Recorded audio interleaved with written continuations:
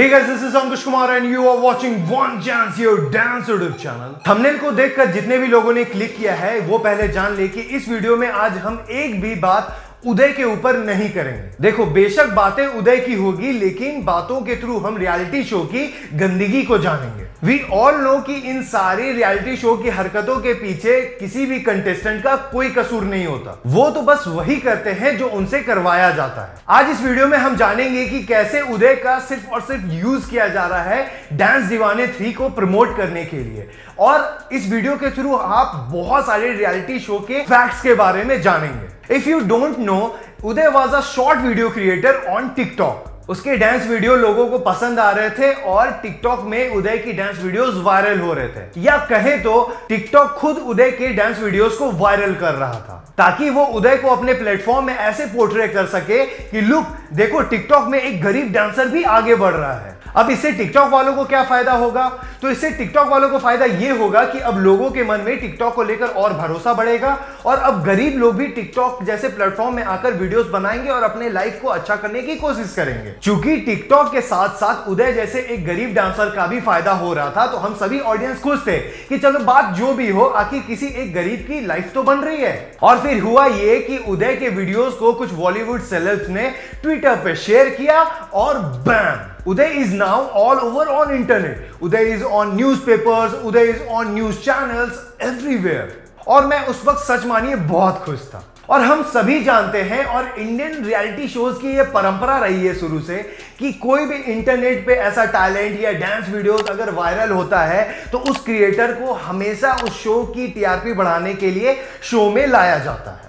और उदय के लिए भी तैयारी पूरी हो चुकी थी, और इसमें भी उदय का फायदा था, and everything is going very good. Uday is now coming on dance दीवाने 3। देखो, आगे हम जो भी बात करेंगे उसमें हम खुश इसलिए होंगे क्योंकि उदय जैसे एक गरीब डांसर की तरक्की हो रही है, उसकी लाइफ बन रही है।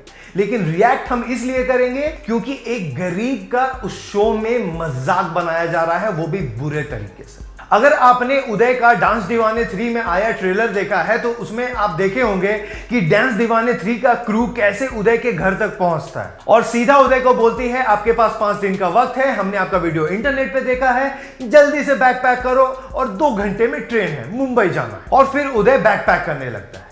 अब जरा सोचने वाली बात यह है कि ऐसा होता है क्या कि अचानक से आपके घर 5-6 लोग पहुंच जाएं और बोले कि चलो हमने आपका वीडियो इंटरनेट पे देखा है, आपके पास 5 दिन का वक्त है, 2 घंटे में ट्रेन है, और आपको उठा के लेकर चल जाएंगे?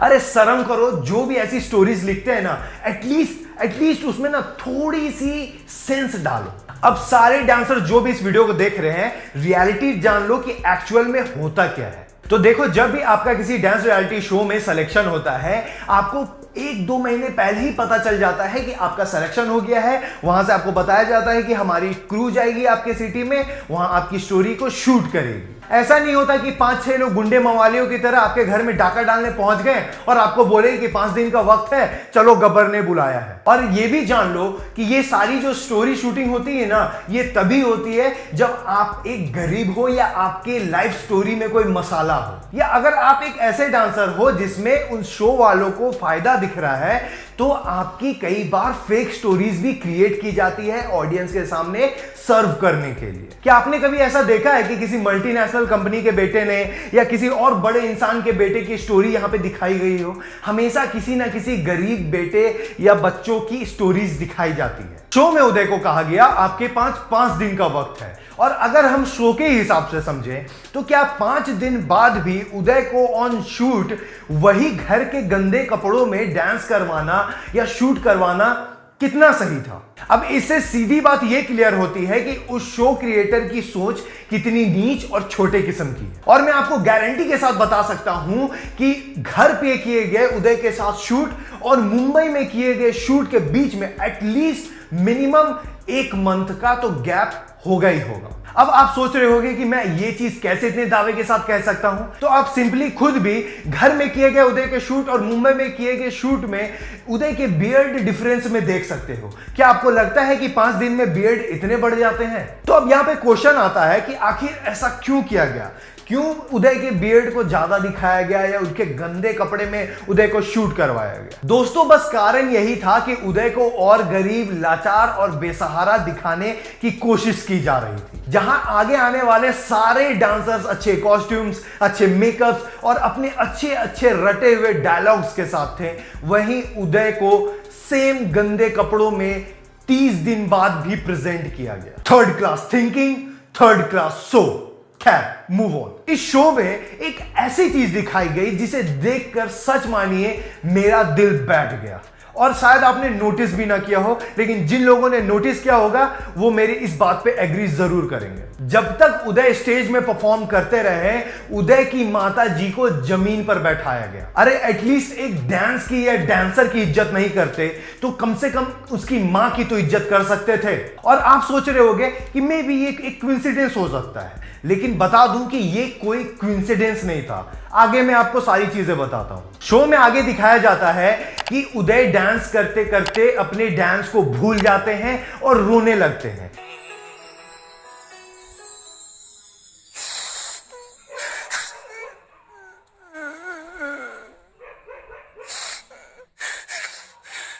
अब मुझे ये नहीं समझ में आता कि कब से डांसर्स माइक पहनकर डांस करने लगे, क्योंकि जब उदय रुकते हैं ऑन बीट पर तब उदय की रोने की आवाज आने लग जाती है। अब देखो हम इतने बेवकूफ तो है नहीं, जाहिर सी बात है कि उदय को वो रोने वाला शॉट दिखाकर बाद में पोस्ट एडिटिंग में रोने की इफेक्ट्स डाली गई होगी। फिर राघव आते हैं और फिर उदय का हाल पूछते हैं, तो उस वक्त उदय की आवाज नहीं आती, रोने की आवाज आ रही है, लेकिन जो उदय ने बोला वो सुना ही नहीं देता।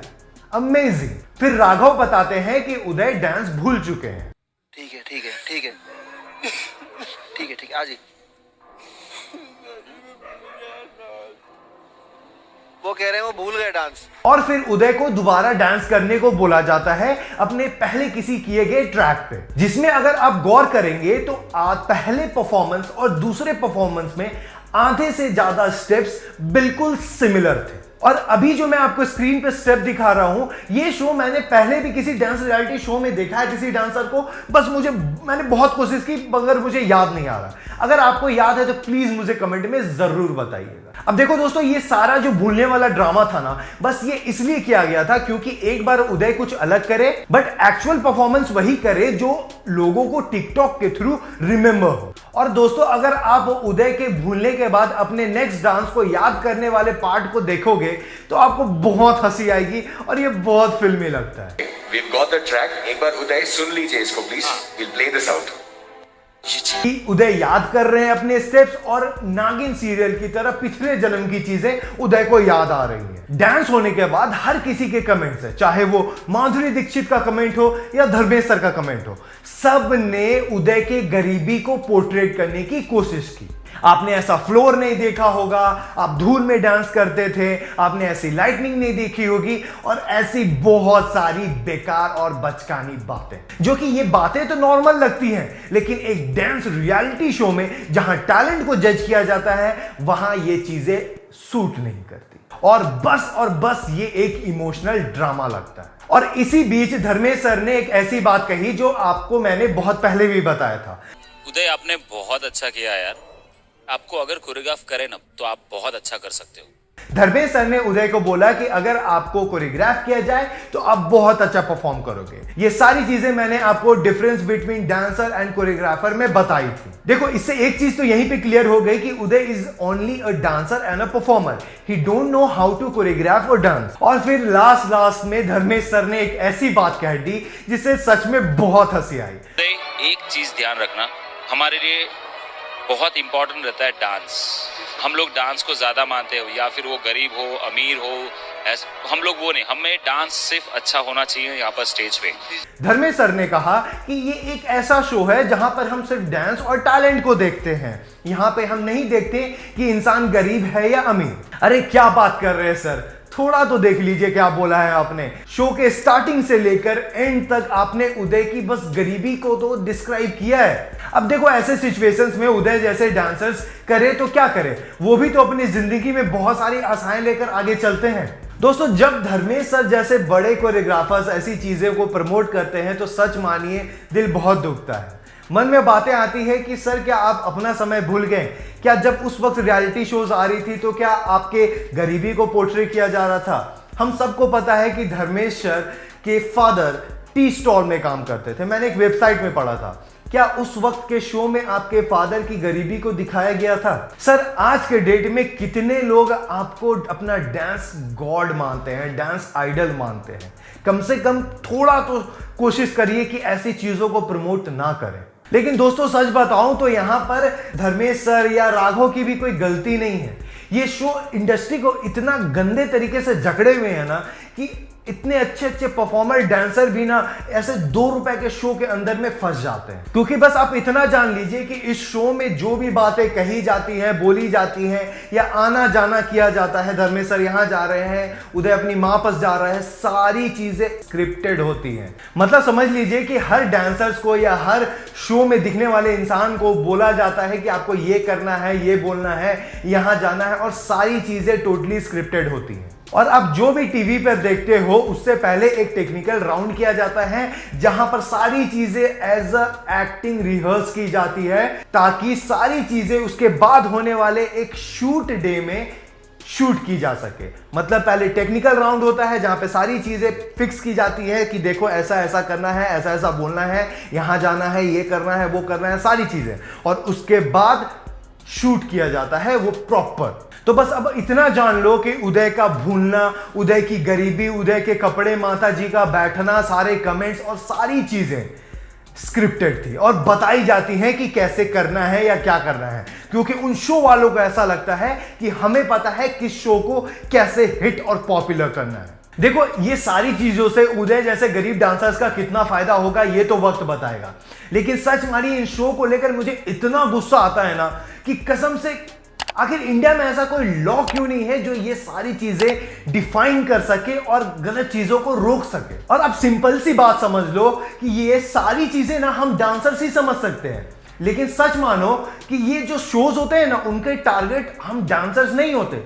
उनके टारगेट होते हैं वैसे ऑडियंस जो उनके इमोशंस वाले चंगुल में फंसे और उसके शो को प्यार दें और उनका धंधा टॉप पर जाए। अरे गरीब का क्या कसूर है? गरीब का तो बस इतना कसूर है कि वो एक गरीब है और उसकी इच्छाएं बस इतनी है कि वो अपनी जिंदगी सुधार सके। और इन सारी चीजों से मैं Ankush Kumar as a dancer ऐसे 2 रुपए के शो पर थूकता हूं। क्योंकि ऐसे शोज में अगर गरीबों को लाया जाए ना तो इंडिया में इतने गरीब और इतने अच्छे अच्छे डांसर्स हैं ना, आप सोच नहीं सकते। इन सारी चीजों के ऊपर आपका क्या राय है, आपके क्या थॉट्स हैं, आप क्या सोचते हैं ऐसे शो के बारे में, प्लीज कमेंट में जरूर बताइएगा।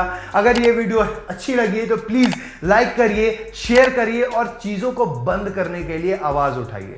मैं अंकुश कुमार मिलता हूं अपने next dance video, dance topic या डांस ट्यूटोरियल पे। तब तक के लिए बाय, जय हिंद, पीस।